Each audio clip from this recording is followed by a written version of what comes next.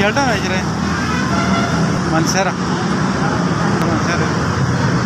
मनसर रहने वाला है। बस छोटे छोटे बच्चे है रोजी कमाने बस 100-150 की शर्ट बेचते बच्चा 4-2 है एक धी एक पुत्र है बस लभ जाना यार 100-150 पीस बेचते 100 रुपये का बेचते 80 रुपये का बेचते बस।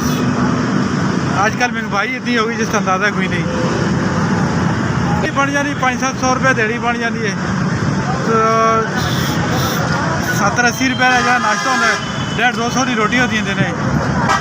शाम को 200 की रोटी होती उत्थे जो कमाने उत्थे लग जाते कोई बच के तो बेच जाते नहीं बचे तो बस अल्लाह अल्लाह है थोड़ा तकरीबन 14 साल हो गए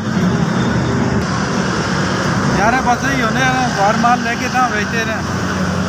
14 साल हो गए कम करने बचत कुछ भी नहीं है पर लाके च कम नहीं है आमदन ही नहीं है किसी चीज़ की कम नहीं है लाके च आता तो असं परदेस लाजमी कटना है।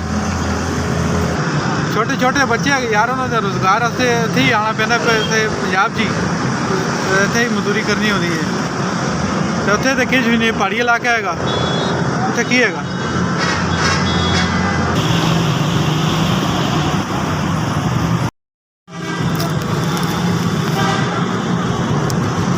3000 रुपये का